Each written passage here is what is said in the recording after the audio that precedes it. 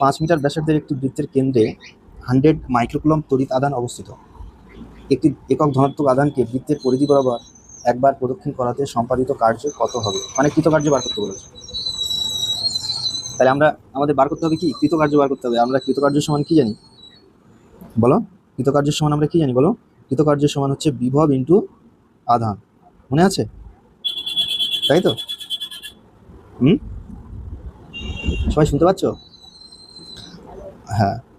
তো এখানে তোমাকে কি করতে হবে, কতটা কৃতকার্য সম্পন্ন হবে সেই কৃতকার্যটা তোমাকে এখানে একটি একক ধনাত্মক আধানকে বৃত্তের পরিধি বরাবর একবার প্রদক্ষিণ করাতে। মানে এটা হচ্ছে তোমার এই বৃত্ত, যার ব্যাসার্ধ বলে দিয়েছে কত? যার ব্যাসার্ধ বলে দিয়েছে কত? 5 মিটার। ঠিক আছে। আর বৃত্তের কেন্দ্রে আছে কত? 100 মাইক্রোকুলম। আর মাইক্রোকুলমকে কুলম করতে গেলে কি করতে হয়? 100 মাইক্রোকুলমকে বলো, এটা কত হবে? 10 to the power minus 100 microcoulomb সমান কত হয়? 100 into 10 to the power minus 6, 10 to the power minus 6 into কী হবে বলো? এটা কুলম হয়ে যাবে না? কিছু বলছো না কেন তোমরা? আগের দিন করালাম তো। মাইক্রোকুলম থেকে কুলম করতে হয় কি করে? 10 টু দি পাওয়ার মাইনাস 6 দিয়ে গুণ করতে হয় না? তাই তো? এবার এখানে একটা একক ধনাত্মক আধান রাখা হয়েছে, তো একক ধনাত্মক আধানকে আমরা ধরে নিচ্ছি +1 কুলম। ঠিক আছে। এবার এখান থেকে শুরু করব, করে এই ঘুরলাম, এই ঘুরলাম, এই ঘুরলাম, এই ঘুরলাম এবং এখানে চলে এলাম, তাই না? তাহলে টোটাল কৃতকার্যটা কত হবে? তো দেখো এখানে আমাদের প্রথমে বার করতে হবে কি? বিভব। প্রথমে কি বার করতে হবে? বিভব। তা বিভবের সূত্র আমরা জানি, বলো তো বিভবের সূত্র আমরা কি জানি বলো? 1/4πε0 ইন্টু বলো কিউ বাই আর, আধান বাই ক্ষেত্রফল। আর পড়তে এসো তুমি, এবার বাড়িতে মোটে পড়াশোনা করছো না। এর মান কত? 9 ইন্টু 10 টু দি পাওয়ার কত হয়? 9 তো বলো। 1/4πε0 এর মান কত হয়? কিছু বলো না। তাহলে কত হচ্ছে বলো?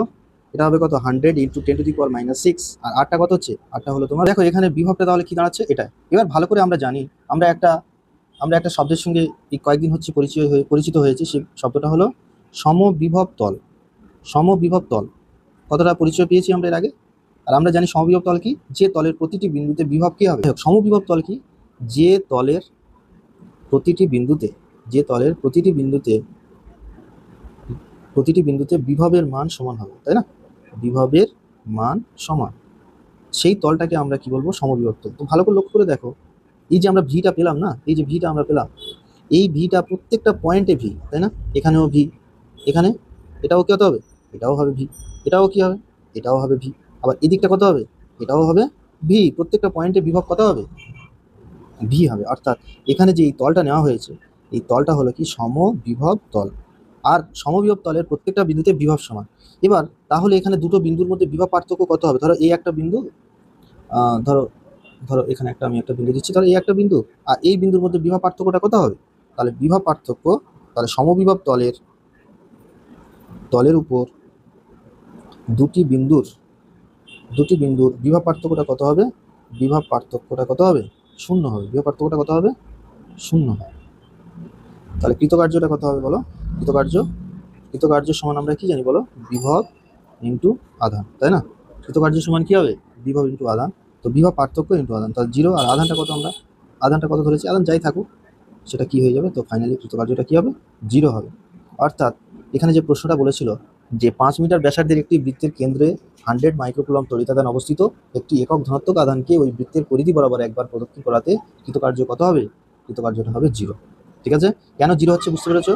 কারণ কৃতকার্য মানে হলো বিভব ইন্টু আধান, আর বিভবটাই কত হবে?